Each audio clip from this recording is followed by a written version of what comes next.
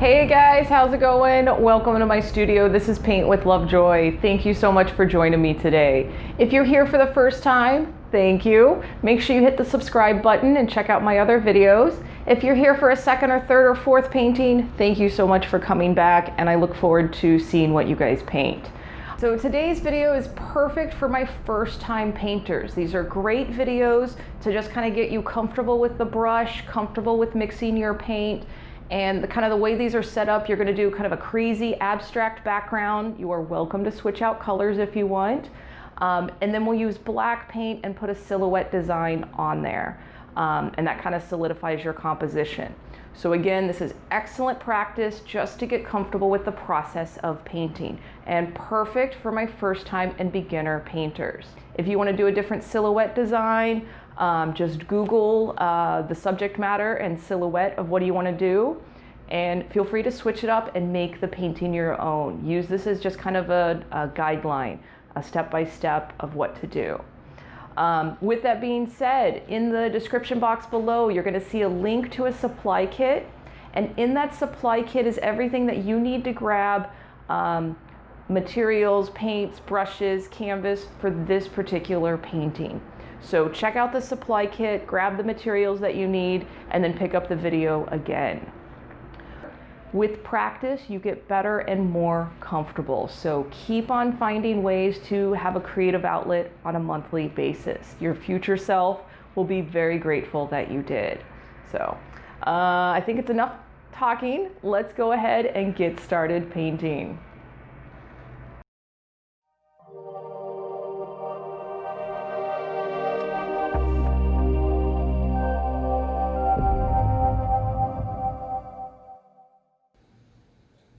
Alright guys, it's going to be another fun painting, so grab your supplies. We are doing the Coronado Bridge in San Diego, but it can be any bridge that you may want. And make sure you take your progress photos as we go along today. So we're going to start with light yellow, and we're using the medium flat brush, and we're going to put our horizon line on. And we're going to go on the right hand side or left hand side about 4 or 5 inches from the bottom, and then draw a line across. If you need to kind of place a few dots and then connect the dots, go right ahead. And we're going to do kind of this abstract shape above the horizon line, and then we're going to mimic that below the horizon line. So that way we kind of have the sky reflecting onto the water. Now, if you are using student grade paint, I do recommend that you apply your paint a little bit thicker. It's just going to make it easier to do some of the blending. So now we're moving into that yellow and just kind of putting it on the edge, the perimeter. It is overlapping that light yellow a little bit, and because you're moving your brush on top of it, you can kind of blend the two together. And we'll kind of recreate that process as we fill up the rest of the canvas space. So I am making more of the red and yellow, and then adding a touch of, or the white and yellow, and adding a touch of red to it. So kind of going for a rather light orange shade. And again, we're just kind of going around the perimeter above and below this horizon line, overlapping some of that yellow, overlapping some of the lemony yellow, and doing a little bit of blending. Now, if you need to mix this color 2 or 3 times, that's okay. And don't stress about getting the exact same shade every single time. We're going to go a little bit darker in a moment. Now, if you're holding your breath, take a big inhale, pause the video as needed. You're doing great for painting at home. And here you can see where I added more red, and this is getting us to kind of a medium pink. You get your full call of how intense pink you want this, or if you even want pink at all. You have full permission to change and make the background whatever you like. And same with that medium pink, we went right on top of some of the other colors and blended it into the base color. So you do want to clean your brush really good. For our light blue, we're starting with white and then adding a touch of blue to it. And we're going to use this light blue and fill in the remaining canvas space of our painting. Then on top of that, we're going to put a little bit of a darker blue. And as you bring this light blue up next to the pinks and the yellows, just be a little bit more controlled with your brush strokes as you come to those areas, because as you mix the blue and the pink, you'll get a little touch of purple, and if you mix the blue and the yellow, you get a little bit of green. If a few of you are painting on a bit of the slower side, these colors may already be dry by the time you get to them. And just wherever you're at for today, that's part of your painting process. If you have fast drying paint and maybe you want to do a little bit more blending, then either paint in smaller sections or paint a little bit faster and challenge yourself. So here you can see we made a darker blue, a medium blue, and again just placed it right on top of the light blue and moved our brush back and forth on top of it. We are doing the same thing at the bottom of the canvas. And again, do whatever you want to your painting now while your paint is wet. If you want to add some more yellows or whites are in there, go right ahead. And you do want to let your paint dry before you move on to this step, just so that way there's no mixing. And we're going to reapply that horizon line. So kind of same place, about 4 or 5 inches from the bottom of the canvas, draw your line. And if you need to, like I did here, get your line on there first and then go back in and fill it in with black paint. And you'll see the same thing happen as I do the bridge. So because this was Coronado Island in San Diego, it's a rather flat island. So I am adding just a little bit more different levels and land formations a little bit above the horizon line, but I'm not putting any huge mountains or anything on it. You again have full permission to deviate and change this up.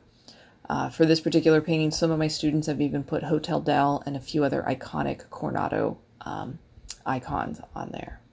So here you can see where I've actually just placed like 2 markers on the base and on the top right hand corner. These are our bases for our bridge, and then we're going to do this elongated C shape for our bridge. And again, you can see that I didn't quite have enough paint on my brush and it got that kind of textured feel. You just go back over it. And then on that right hand side of the canvas, from your first mark, go down about 2 inches, and then you're going to bring that line just to the curve of the C. And it looks kind of funky right now, but we're going to kind of fill it in, and this is the structure of our bridge. We are going to do the support structure that goes into the water in a moment. So as you're filling this in, be rather generous with the amount of black paint. And if you need to, you can add a touch of water to your black paint to kind of help fill in the texture or the edges of the bridge. Again, remember to breathe and relax. You're doing great. I'm proud of you for painting at home. And if you need to, you can switch back and forth between the medium brush and the pointy brush. Here I'm using the pointy brush, and we're going to start putting the support structure for the bridge. And again, I like to just kind of allow gravity to just pull my hand down. And we are going maybe about 1 inch below that horizon line, and then we're going to put a rectangle. That's the support structure. And we're going to do this 2 more times, with each one getting closer to the bottom of the canvas than the support structure prior to it. And this helps kind of give us a perspective that our bridge is moving off into the distance and getting smaller, while the support structures that are closer to us are getting larger. So again, just kind of observe what you see on the video and mimic that to the best of your ability at home. This is something that gets better with more and more practice. So it's totally okay if you do this painting more than once. And if you do it more than once, it's actually a great way to see how much you have learned and improved from one painting to the next. And again, if you're finding that your brush is kind of shaky as you're making some of these lines, that means you're holding your breath. So if you exhale as you touch the brush to the canvas, that will make it a little bit easier for you. So we've got 2 support structures on there. We've got 1 more to add, and this one's going to be even closer towards the bottom of the canvas. There we go. You're doing great. We will be putting our water lines on in the next step, and that gives a distinction between our sky and our water.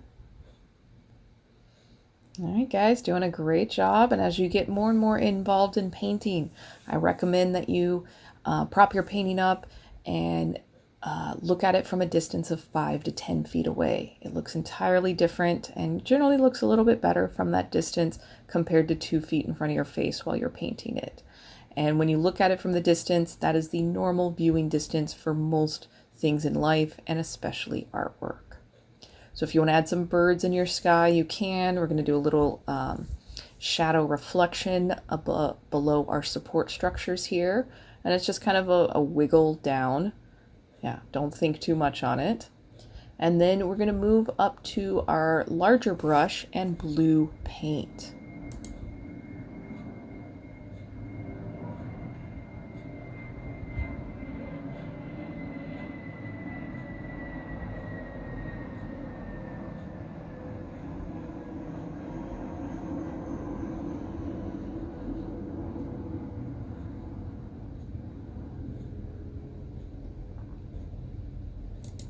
All right, and another good place to pause the video, take your progress photo. And it does help if you let this dry, but if you don't, it's gonna be okay. So we are taking that blue paint and our larger flat brush, holding the brush perpendicular to the canvas using light pressure and making these kind of horizontal lines. And these are, you can imagine that these are like the ripples in the water. So you do want some of the underneath color to kind of show in between them, but it is okay to overlap these lines of blue. And you can see where I'm overlapping that black shadow element.